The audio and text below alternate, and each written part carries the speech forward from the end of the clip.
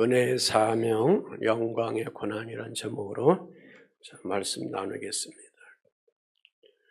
우리 그리스도인의 신앙 생활의 여정 속에 여러 가지 질문들이 있지만 한 세 가지 질문들을 마주할 때가 있습니다. 그 하나는 왜 하나님은 나를 예수 그리스도를 영접하도록 택했을까? 왜 나를 사랑하실까? 또 하나는 왜 교회는 이렇게 중요한 것일까? 또 하나는 왜 나는 고난을 겪으면서 살아가야 하는가라는 그러한 생각들을 하는데 이것은 단순한 고민을 넘어서 신앙의 깊은 결정적인 질문 중에 하나라고 생각할 수가 있습니다. 지금 사도 바울이 이 질문 가운데 서 있습니다. 지금 그가 열심히 예수 그리스도를 만난 후에 복음을 전합니다. 예수 그리스도를 만나기 전에 복음을 그가 알기 전에는 그리스도 예수를 영접하는 사람들을 죽이는 우두머리의 역할을 하면서 율법주의적이고 오직 유일신 하나님만 섬겨 나아가는 그러한 학자 중에 한 사였는데 다메섹 도상에서 부활의 주 예수를 경험하고 나서부터는 새로운 사람이 되어서 그리스도의 복음을 전하는 지금 사도가 되어서 수많은 핍박과 박해 속에 지금 로마의 감옥 중에 갇혀 있습니다. 지금 그의 상태는 심한 고난을 받고 있는 그런 상태에 있습니다. 그런데도 불구하고 오늘 말씀 속에 보면 그 고난 속에서도 나는 낙심하지 않는다 그랬습니다. 그러면서 뭐라고 더 얘기하냐면 이 모든 것이 하나님의 은혜요. 이 모든 것이 하나님의 경륜이다. 하나님의 경륜, 하나님의 섭리, 하나님의 계획 속에 있다. 그렇게 그가 고백하고 있습니다. 고난조차도 영광이다라는 놀라운 고백을 하고 있습니다. 여러분이나 저는 오늘 이 본문 말씀을 통해서 우리가 묵상할 때에 과연 고난조차도 나에게 영광일까? 내가 어려움과 육신의 질병과 삶의 환경에 여러 고통 속에 있는데 과연 그것이 나를 통해서 하나님 무언가를 세워주시려고 하는 하나님의 은혜 중에 은혜인가? 하나님의 경륜일까? 라는 우리가 의구심을 가질 수가 있습니다. 그런데 오늘 본문 말씀을 통해서 보면은 복음은 우리 성도들을 하나가 되게 하고 사명은 은혜로 주신다고 그렇게 말씀을 하고 교회는 하나님의 계획 속에 세워진 것이고 고난은 영광으로 바뀌어진다고 그렇게 선포를 하고 있습니다. 오늘 이 말씀 전개 속에 사랑하는 성도 여러분 각자의 심령 속에 주님이 주시는 내면의 음성을 듣기를 주의 이름으로 부탁을 드립니다. 말씀이 길어서 1절, 5절은 읽지 않았지만 그 말씀의 장면을 보면 지금 사도 바울이 로마 감옥에 갇혀 있습니다. 자유의 몸이 아닙니다. 그리스도를 위하여 갇혀 있는 그런 자입니다. 그런데 그 표현을 너희 이방인을 위하여 갇힌 자 된 나 바울이다 그랬습니다. 이방인에게 복음의 예수 그리스도를 알려주기 위해서 복음 전하다가 그 열정 때문에 지금 갇혀 있다고 이렇게 표현하고 있습니다. 감옥에 있는 그 심한 고난을 사명이라는 그러한 자리로 자기가 감싸고 있습니다. 사명이라는 그러한 것을 통해 고난을 정복해 나가고 있습니다. 그래서 그에게 맡긴 그 사명이 뭘까? 은혜의 경륜이라고 간증하는데 그 사명의 핵심이 계시된 비밀이라 그랬습니다. 계시된 그 비밀은 때가 되면 드러나는 하나님의 계획을 말씀하고 있습니다. 그 비밀은 계시된 비밀은 구약에서는 감춰져 있습니다. 신약에 와서는 밝혀지는데 그 밝혀지는 것을 사도인 바울에게 하나님이 특별히 성령의 지혜의 영을 주셔서 밝히도록 그렇게 하셨다. 그 비밀의 주인공이 누구냐? 주 예수 그리스도다라는 것입니다. 사랑하는 성도 여러분, 우리의 삶의 자리에는 우연이라는 것은 없습니다. 고난의 자리에 있습니까? 기다림의 자리에 있습니까? 이해되지 않는 자리에 있습니까? 그 모든 것 속에 하나님이 숨겨놓은 또 다른 하나님의 경륜, 계획이 있다는 것을 여러분의 믿음의 눈으로 보시기를 주의 이름으로 권면을 드립니다. 하나님의 섭리가 거기에 있다라는 것입니다. 그러니까 우리는 복음 안의 거함을 통해서 오늘 우리들이 여기 서 있는 것은 하나님의 은혜를 맡은 자로 서 있는 자다. 그래서 여러분이나 저나 그 하나님의 은혜를 누리고 경험한 사람일수록 하나님의 은혜를 뭐하는 자들이냐? 전하는 자, 전달자로 오늘 우리들이 살아가고 있다는 것입니다. 그래서 지금도 우리 각자의 삶의 환경, 상황, 배움, 경제적인 것, 육체의 모든 영역 다 다르지만 여러분 각자의 삶을 통해서 또 교회를 통해서 이 시대를 통해서 하나님의 경륜이 드러나게 되는데 어떤 사람들을 통해서 드러나느냐? 하나님의 은혜를 받은 사람들을 통해서만이 그 하나님의 경륜이 드러나는 줄 믿습니다. 그렇다면 오늘 각자의 삶의 모든 환경이 다르는데 하나님의 은혜를 내가 받았다면 그 하나님의 은혜 속에 내가 젖어 있는 자라면 삶의 어떤 환경과 처지에 있든지 사도 바울처럼 감옥에 있어도 그 감옥에 있는 것이 오히려 하나님의 은혜다. 왜? 이방인들을 위한 그리스도의 복음을 전하기 위해서 하나님이 나를 이렇게 초이스하셨다, 선택해 주셨다라는 것. 여러분의 가정에 어려움이 있습니까? 여러분의 일터에 어려움이 있습니까? 여러분의 육체에 어려움이 있습니까? 각자의 여러 가지 힘든 부분이 있지만 그런 와중에도 분명히 하나님의 기쁘신, 내가 이해하지 못하는 하나님의 기쁘신 하나님의 섭리적인 은총이 있다는 그런 믿음의 눈을 여시기를 주의 이름으로 부탁을 드립니다. 제가 여러분 한 분 한 분의 심령의 모든 마음을 어떻게 알겠습니까? 그것을 알게 하시는 것은 운행하시는 성령께서 그 일을 하시는 줄 믿습니다. 본문으로 들어가면 오늘 6절 말씀에 그렇게 말씀하고 있습니다. 복음은 모든 사람을 하나로 만든다 그랬습니다. 복음은 하나로 된 새로운 인류의 모습을 드러내는 그러한 천국을 품게 하는 것이다 그랬습니다.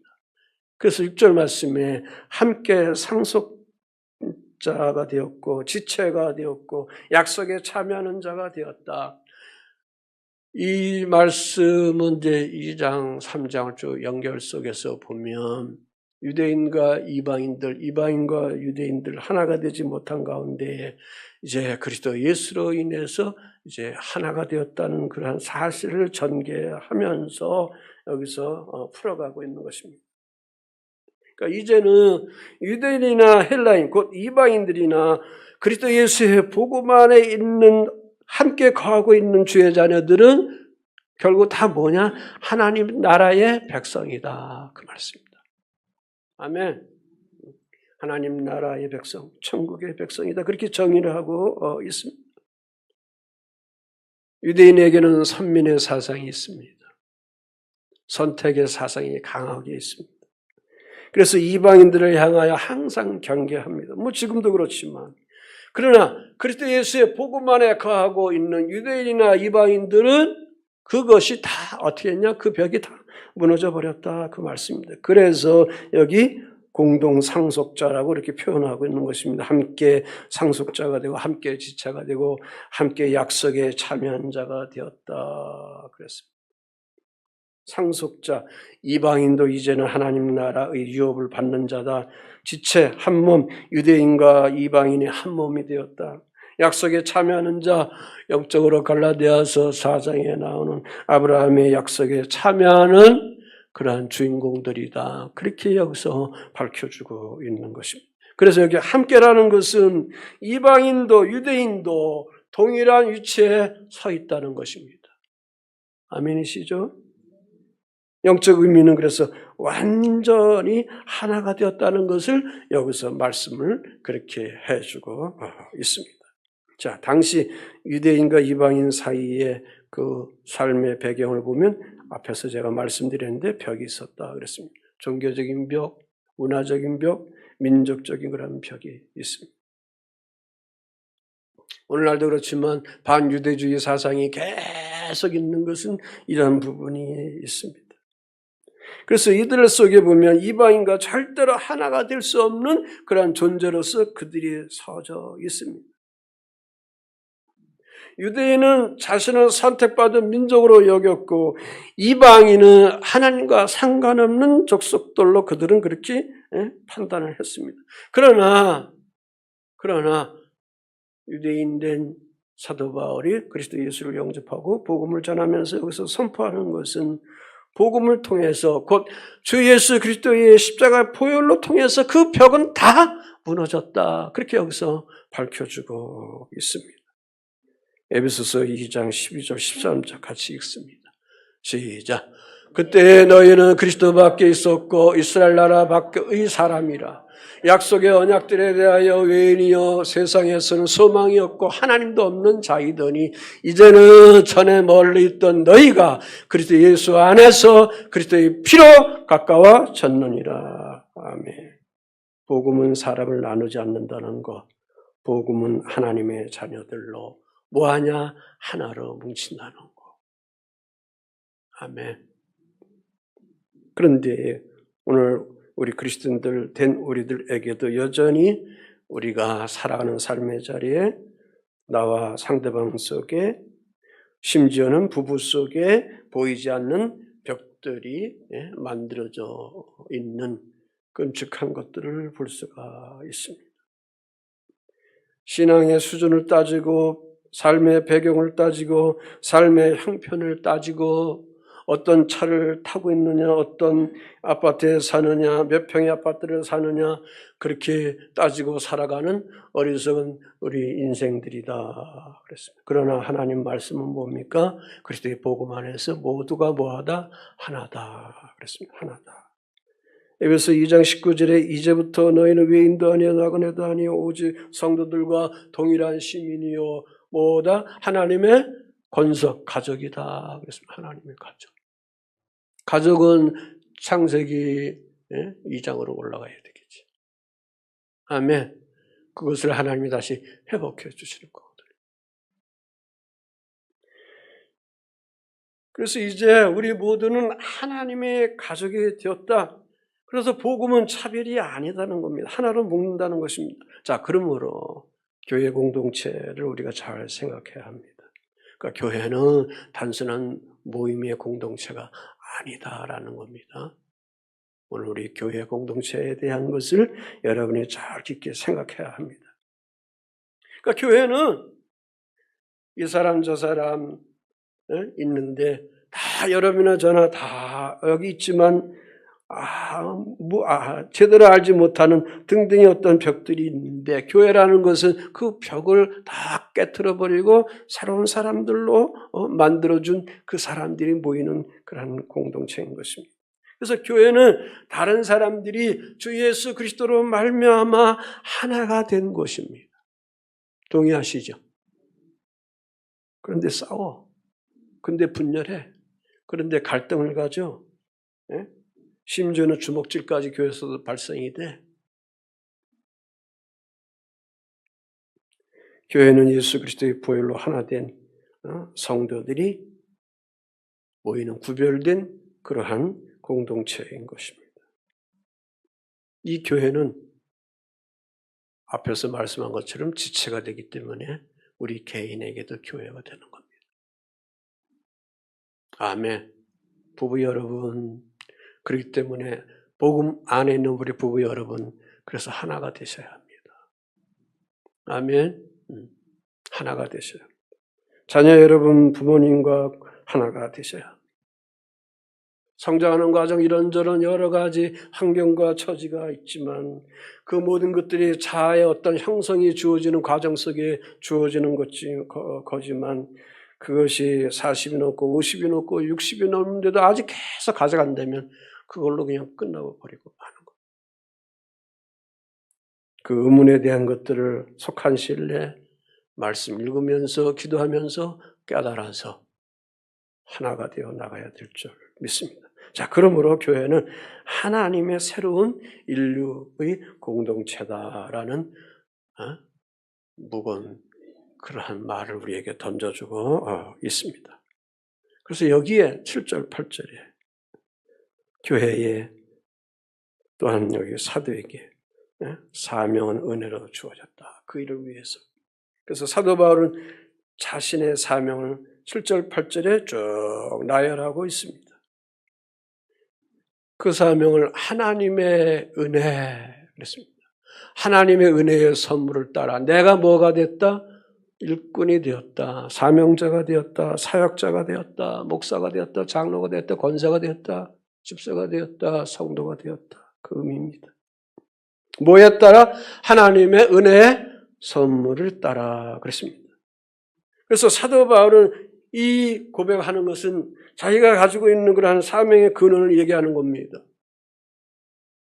사명은 내 능력에서 나오지 않기 때문에 그렇습니다. 그 사명이라는 것은 우리가 명확하지 못하는데 하나님이 복음 안에 있는 여러분들에게 입혀주시는 거거든요. 부어주시는 거거든요. 그래서 일꾼이라는 것은 디아코노스라고 그랬어요. 섬기는 자, 봉사자, 사역자.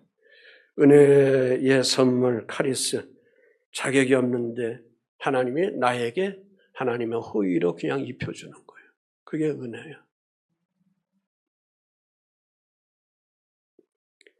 그래서 복음의 사역은 능력 있는 사람을 쓰는 것이 아닙니다.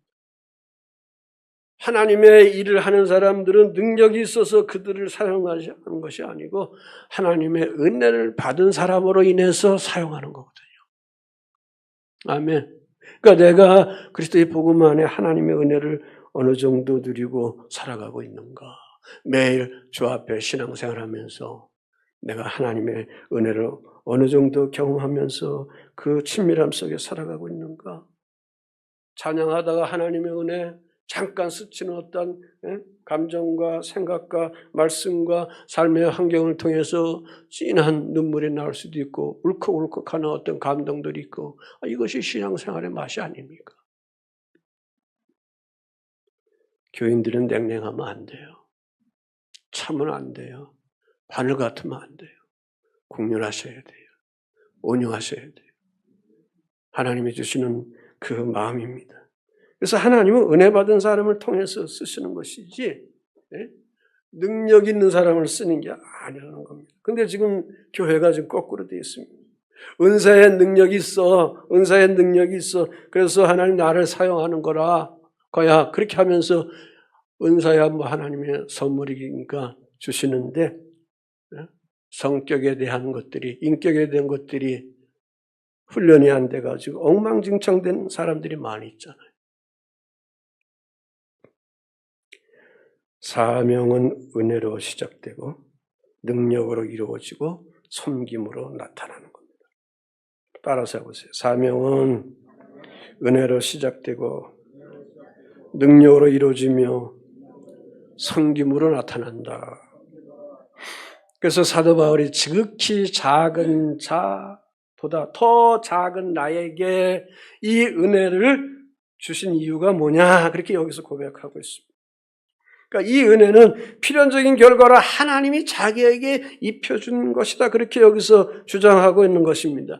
그런데 그 필연적인 결과로 하나님이 입혀주신 그 은혜가 어느 정도로 입혀줬느냐라면 8절에 보면 모든 성도 중에 지극히 작은 자보다 더 작은 이 작은 나에게 이 은혜를 주신 것은 그 이유는 시작 측량할 수 없는 그리스도의 풍성함을 이방인에게 전하게 하려고 주셨다. 그 목적이 있다는 겁니다. 사명의 목적이 여기 있다. 그 말씀입니다. 예수 우리가 왜 믿어요? 예? 예수 왜 믿어요? 복음 속에 하나님이 주신 이 진리를 실천하면서 살아가기 위해서, 곧 이 땅에 하나님의 나라 천국을 세워가기 위해서 오늘 여러분과 저가 여기에 있는 줄 믿습니다. 그러니까 이러한 그리스도의 풍성한 은혜를 사도 바울은 자기 자체 측량하는 것 불가능하다, 그렇게 여기서 표현하고 있는 것입니다. 그래서 자기에게 입혀진 그 사명은 은혜의 결과로 주어지는 것이지 자기가 어떤 율법주의 학문적인 똑똑함과 리더십과 이런 걸 통해서 자기가 이렇게 사도가 된 것이 아니다. 그래서 사도 바울이 하나님이 자기에게 입혀진 그 사명이 뭐냐? 하나님 속에 감춰진 것인 뭐를 하는 거냐? 비밀의 경륜을 뭐야? 드러나게 하는 거다. 드러나. 비밀, 하나님의 구원의 계획, 경륜, 하나님의 구속의 사역의 섭리라는 것입니다. 그래서 이 비밀은 언제 나타나느냐? 때가 되어야만 나타나는 거예요. 아멘. 구약시대의 수많은 선지자들이 메시아 예수 그리스도의 의심에 대한 것들을 얘기했으며 특별히 이사야 53장에는 구체적으로 얘기했습니다. 유대인들은 그것을 아직도 믿지 못하고 있습니다. 그런데 신약시대에 그리스도 예수를 영접한 주의 백성들은 주의 성령을 통해서 이 비밀이 때가 됨을 통해서 하나님의 구속의 계획인 것을 알려주는 겁니다. 그중에 사도 바울도 사도 속에 하나 있다고 여기서 표현하고 있는 것입니다. 그러므로 복음은 하나님 속에 감춰진 것을 뭐 하는 거냐? 드러내게 하는 겁니다.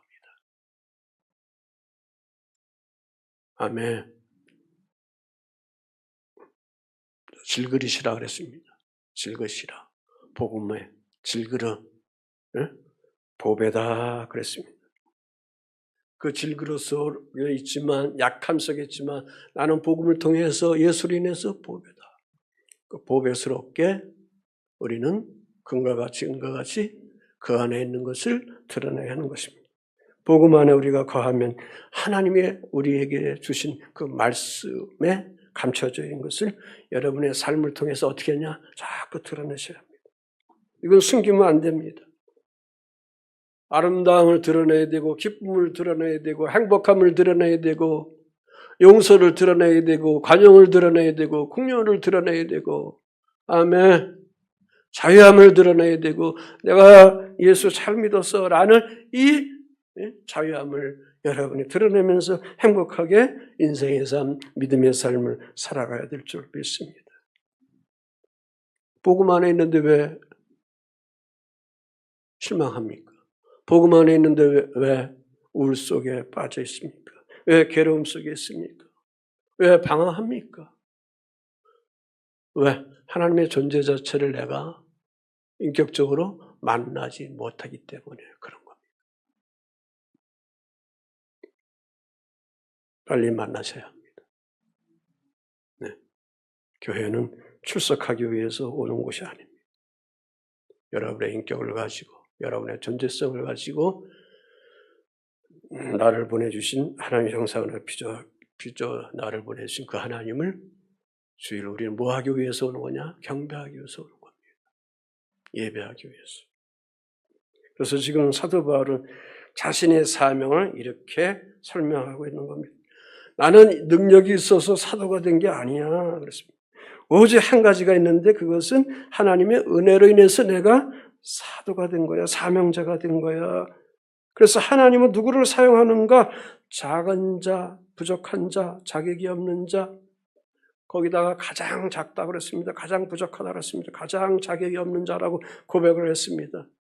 왜 그럴까요? 그 모든 것들이 자기 능력으로, 자기 알무로, 자기 학문으로 한 것이 아니기 때문에 결국은 하나님이 입혀주신 이 은혜 때문에 하나님 놀라운 기적의 은혜의 능력이 드러나니 그것을 누구에게 영광 올릴까요? 주 하나님께 영광 올리는 겁니다.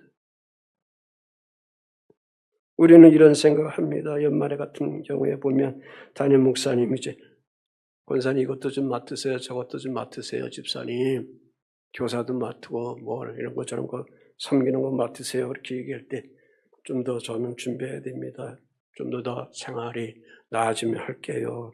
괜찮아지면 할게요. 우리 주 예수님은 그렇게 얘기하지 않았습니다. 내 안에 하나님의 은혜가 충분하면 돼. 그거예요. 따질 거 없어요. 아멘. 내 안에 주의 은혜가 있으면 어디 가든지 여러분 시키지 않아도 제가 할게요. 그렇게 하잖아요. 예? 이경호 사모님이 청년 때 막내 이경서 목사님 재고 다닐 때, 인천 재고 다닐 때 돌봐줬느냐고 집을 떠나서 인천 내리교회에 가가지고 뭐 반주 뭐 떠듬 하잖아요. 그런데 가가지고 금요 반주 제가 하겠습니다 해서 그냥 해 나갔더라고요. 그렇게 하는 거거든요.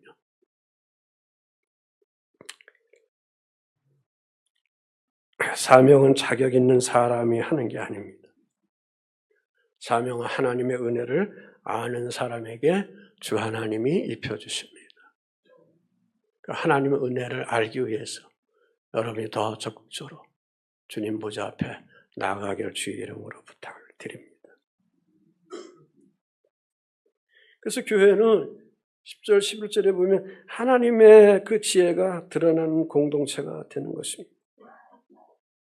그래서 이제 교회로 말미암아 하늘에 있는 통치자들과 권세들에게 하나님의 각종 지혜를 알게 하려 하심이라 그랬습니다.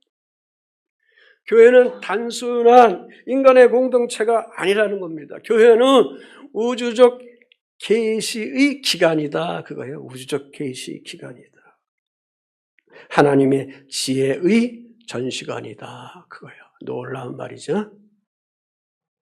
교회를 통해서 하나님의 우주적 목적을 이루신다라는 의미가 여기에 있습니다. 그래서 하늘에 있는 통치자들, 권세들에게 하나님의 각종 뭐를 알려야? 지혜를 알려주신다 그랬습니다.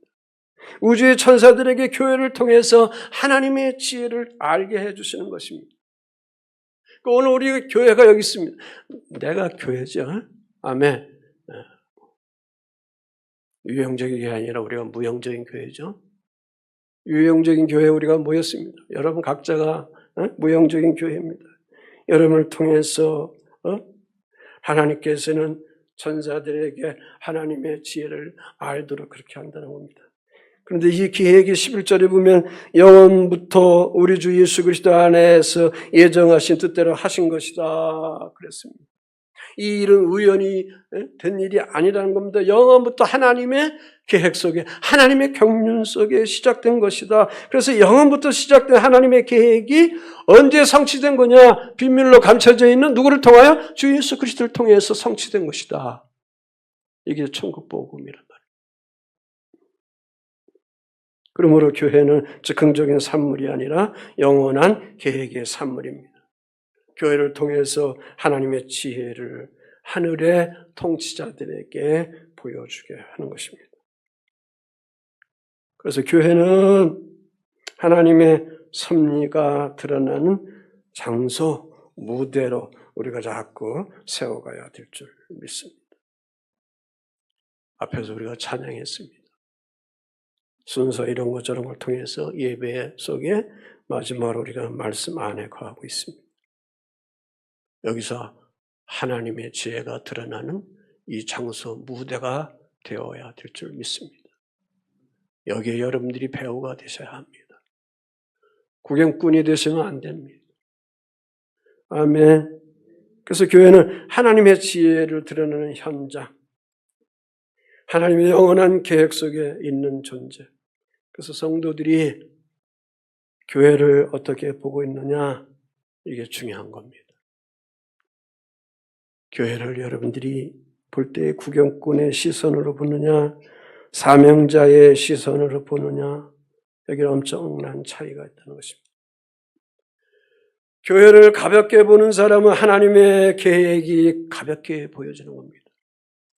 교회를 쓰잘데없게 보는 사람은 거기에 하나님의 은혜가 나타날 수가 없습니다. 교회는 하나님의 지혜가 드러나는 장소입니다. 무대입니다. 그래서 하나님의 지혜가 드러나는 장소로 보는 사람은 하나님의 은혜 안에 거하게 되고 그 은혜 안에 거하기 때문에 하나님이 나에게 각자 주어지는 그러한 사명 속에 입혀서 열정과 헌신과 순교와 모든 것을 주 하나님을 위해서 우리가 할 수가 있는 것입니다. 자, 그래서 마무리하면서 12절 13절에 그래서 사도 바울이 지금 앞에서 이렇게 말씀드린 이 복음을 위해서 이런 수고를 했다 그 말씀입니다. 그럼에도 불구하고 지금 그의 삶의 현장은 어디에 있느냐? 감옥에 있다 그거죠. 그런데 그 고난은 사도 바울의 믿음의 시각 속에는 영광으로 바뀌었다는 것을 여기서 간증을 하고 있습니다. 13절에 보면 너희를 위하여 나의 여러 환난에 대하여 낙심하지 말라. 이는 너희의 영광이다 그랬습니다. 나의 여러 환난에 대하여 낙심하지 말라는 겁니다. 지금 감옥에 있다는 것에 대해서 고난받는 것에 대해서 낙심하지 말라는 것입니다. 오히려 그는 역설적으로 여기서 표현하고 있습니다. 나의 여러 환난에 대하여 낙심하지 말고 오히려 이것이 너희의 뭐냐? 영광이다. 이방인 너희들에게 하나님의 말씀이 증거되는 영광이 되는 것이다. 세상은 말합니다. 고난은 실패다. 그러나 복음은 말씀합니다. 고난은 과정이다. 복음의 사역의 고난은 실패가 아니라 영광입니다. 아멘. 저도 오래만 하면 이제 목회 40년 마무리하는데 이 세계를 모를 때는 그냥 실패로 끝나는 건가? 여기서 그냥 끝나는 건가? 그런 방황 속에 있을 수밖에 없는데 그게 아니구나 라는 하나님의 깊은 진리를 알고 나서부터는 저같이 이렇게 자유롭잖아요. 행복하게 목회하잖아 지금. 아멘. 행복하게 목회하죠. 이것을 모르면 인상을 쓰고 힘들어하고 모든 고통은 자기 혼자 속에 다 입혀진 것처럼 비참하게 살아갑니다. 바울은 고난을 개인의 고통으로 보지 않았습니다. 바울은 지금 복음을 통해서 자기 안에 주어지는 그 고난을 무엇으로 보고 있느냐? 교회의 영광의 도구로 보았다. 그것입니다. 왜 그럴까요? 하나님은 성도의 고난을 헛되지 않게 하시기 때문에 그런 것입니다. 그래서 12절에 사도 바울이 담대하게 외치고 있습니다. 우리가 담대함과 확신을 가지고 하나님께 뭐하라? 나가자. 그래서 하나님께 전진해서 나가자. 하나님께 앞으로 계속 나가자. 빌립보서 지난주 우리 부목사님 설교하는 건데 표대를 향하여 뭐예요? 나가는 것이요. 나가는 것. 이 진리를 아는 사람만이, 이 하나님의 진리를 아는 사람만이 오늘 현실의 삶이 어떤 상황이 있어도 어떤 심한 고난 속에 있어도 이 진리의 생명을 아는 사람은, 부활의 이 생명을 아는 사람은, 십자가의 진리를 아는 사람은 오직 주님의 그 나를 새날을 향하여 계속 말씀을 부여잡고 전진하면서 나가게 되는 줄 믿습니다. 고난이 있습니까? 무너지지 않습니다. 고난이 있습니까? 여러분, 무너지지 않습니다. 하나님이 나갈 길을 분명히 열어주십니다. 하나님이 나갈 길을 아들 예수 그리스도를 통해서 이미 보증해 주셨기 때문에 그런 것입니다. 그래서 각자의 고난이 있으면 실패로 생각하지 말고 하나의 과정으로 보고 하나님 안에서 고난은 끝이 아니라 영광의 빛의 세계로 들어가는 또 다른 하나님의 삶의 길이다라는 것을 영적인 감각을 가지고 나가야 될 줄 믿습니다. 결론입니다. 주님은 우리에게 묻습니다. 너는 복음 안에 하나가 되었느냐? 너는 사명을 은혜로 받고 있느냐? 너는 교회를 하나님의 신선으로 보고 있느냐? 너는 고난을 영광으로 해석하고 있느냐? 사명은 자격자가 아니라 은혜에서 주어지고 교회는 하나님의 은혜가 드러나는 무대이고 고난은 하나님의 계획 속에서도 한 과정으로 계속 지나가는 것입니다. 그래서 고난 속에서도 사랑하는 성도 여러분의 믿음의 시각을 영광의 시선으로 바라보면서 전진해서 각자의 삶의 모든 상황들을 주 하나님께 맡겨드리면서 살아가야 합니다. 그럴 때 성령님이 도와주시고 변론해 주시고 알려주시고 계시해 주시고 풀어주시는 줄 믿습니다. 이 용기를 가지고 또 한 주간 승리하면서 나아가시기를 주 예수의 이름으로 축복을 드립니다.